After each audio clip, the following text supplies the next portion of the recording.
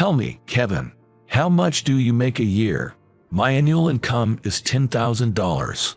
Only $10,000. It's unbelievable to earn only $10,000 these days. Guess it can't be helped since you're a middle school dropout. I couldn't stand a contemptuous attitude of this jerk at the reunion. However, just then, a man appeared, leading to a surprising conclusion.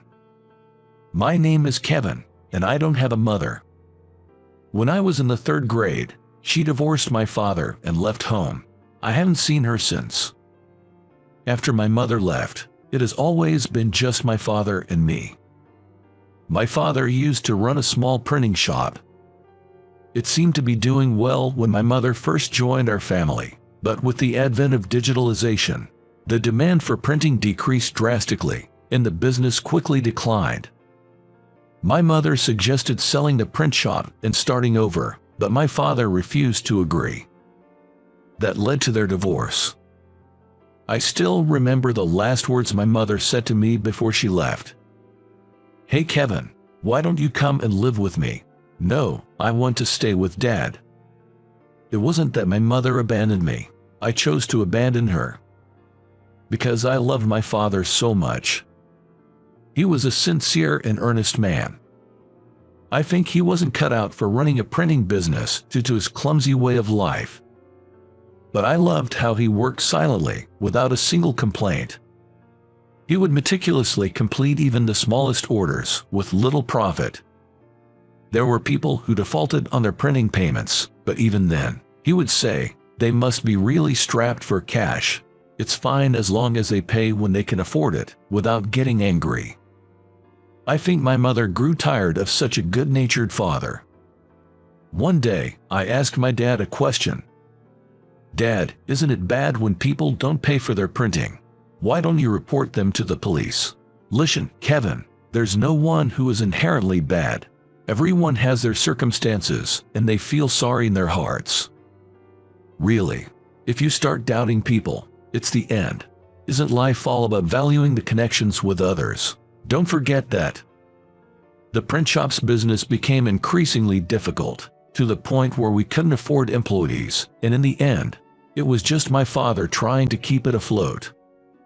Sometimes when we got a big order, I, still a grade schooler, would help out all night. Going to school after an all-nighter, my classmates would laugh at me. I hadn't realized there was ink on my face. When I tried to wipe it off in a hurry, it smeared all over, and they laughed even harder. However, there was one girl who wiped the ink off with her wet handkerchief. Thanks, but now your handkerchief is dirty. It's fine. It's impressive that you were helping out with work all night. I'll wash this handkerchief and return it to you. The next day, I took the washed handkerchief to school, but that girl had moved away.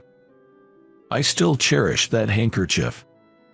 When things get tough, I look at it and muster my strength. In middle school, the harassment from my classmates intensified. Since my father's print shop was on the brink of bankruptcy, I couldn't afford proper clothes or school supplies. My school uniform and textbooks were all hand-me-downs from my cousin, and they were in tatters. Harry was the one who led the harassment against me. Ever since elementary school, he has been a coward who looked down on me and mocked me. Kevin's French dictionary is all tattered. I need to blow my nose. I'll take a page. He suddenly tore a page from my dictionary and blew his nose with it. Then, finding it amusing, the other classmates started tearing pages too, and in the end my dictionary was thrown in the trash can. It was an important dictionary to me since I loved French, so I got angry and lashed out at Harry. Harry, being cowardly and weak in fights, quickly sought help from his friends. They ganged up on me and pinned me to the floor. While grinning, Harry placed his foot on my stomach and spat in my face, saying, "Don't you ever defy me again, you poor loser."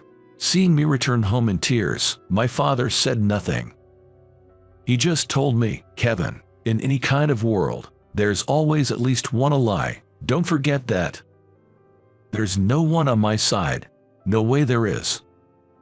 There's one, yourself. No matter how tough it gets, you're always your own ally. Even if the whole world is against me, I have one ally myself. As long as I don't forget that, I can keep going. That night, I picked up a French dictionary discarded in a corner of the printing shop. It was a dictionary discarded due to a printing error. From the next day, I started studying French with that dictionary. My French grades improved quickly, and during classes, the teacher praised my pronunciation. Then, Harry mocked me. It's pointless for a poor guy who's going to drop out of middle school to speak French, planning to go work in France or something, as if any company would hire someone like you. You'll just end up working at your dad's failing print shop. The harassment from my classmates continued until I graduated from middle school. And after graduation, I ended up working at my father's factory, just as they said. It wasn't that no one would hire me. I wanted to work with my father.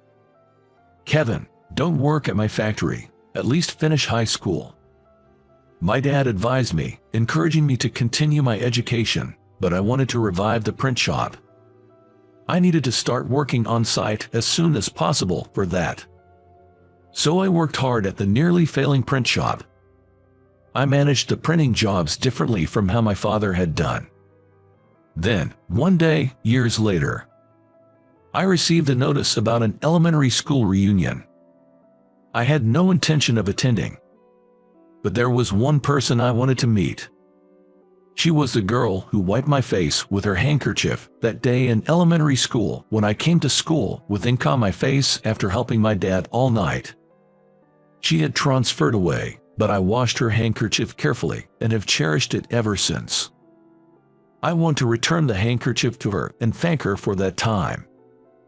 For that reason alone, I attended the reunion. But the girl I was looking for wasn't there. Not wanting to talk to the classmates who had made fun of me, I was about to leave when Harry, the bully, blocked my path. Hey, if it isn't Kevin, showing your face at the reunion, as dumb as ever. Noticing me, my classmates gathered around and started to harass me like before. Good for you, getting a job right after middle school. You even got to wear a proper suit. This looks like a second-hand suit, doesn't it? Smells a bit too. As I tried to leave, ignoring them, Harry grabbed my shoulder to stop me. Don't get so worked up. Hey, I work in the PR department of a major electronics manufacturer. Should I place an order with your print shop?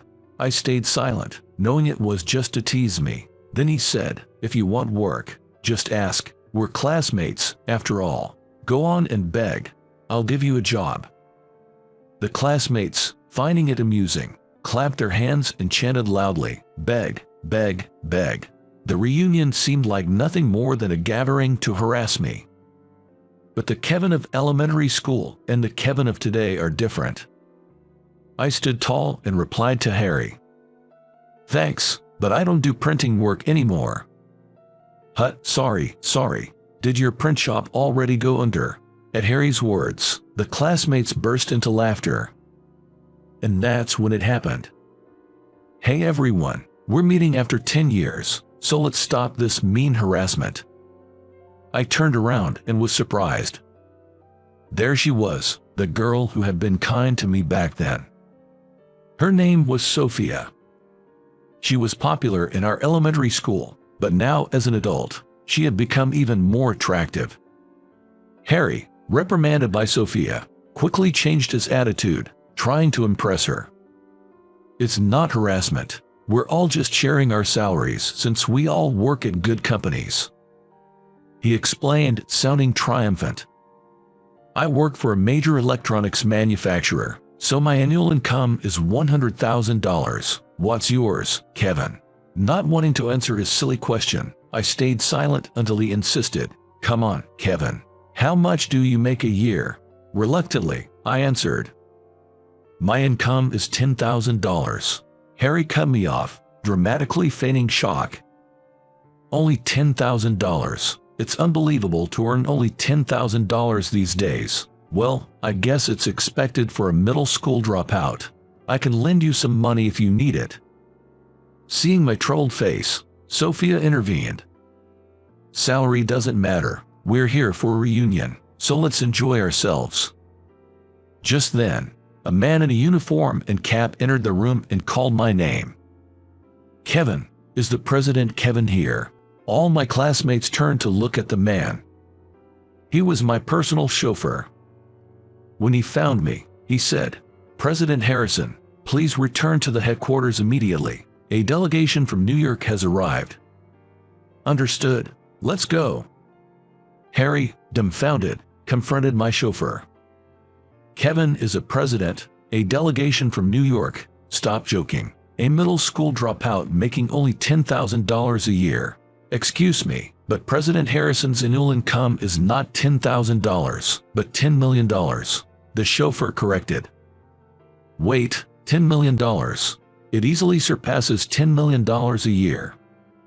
As I got into the luxury car waiting outside, Harry's screams could be heard from the building's windows. "I can't believe it. That's a luxury Mercedes." I then headed back to the headquarters. I later heard that Harry collapsed on the spot after seeing the luxury Mercedes.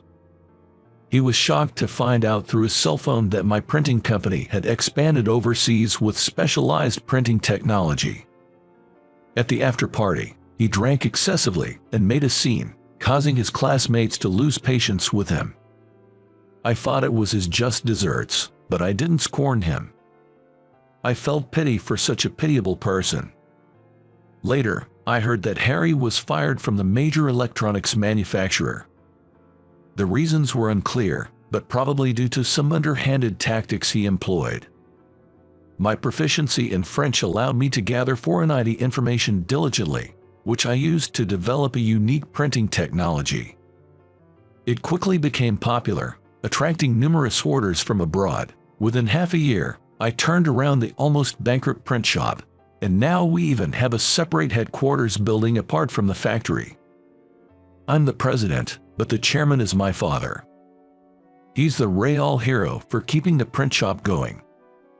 A few days later, I met Sophia again and was able to return the cherished handkerchief. Thank you for keeping it so carefully all this time. This handkerchief supported me. My dad said we always have one ally in this world ourselves, but I had another ally, this handkerchief. Sophia smiled happily and made a proposal. Actually, I also came from a poor background and dropped out of high school, but I worked hard and started my own company. Would you like to collaborate on developing a new product? Sophia had started a home renovation company. She wondered if my company's printing technology could be used on a new wallpaper material she had developed. Sure, I'll help. Let's explore new possibilities together. Thank you, let's work hard together. Sophia and I, having hit it off well, exchanged ideas daily, and after much trial and error, finally completed a new kind of wallpaper. Thus, our joint venture progressed smoothly, and Sophia and I began dating in our personal lives as well.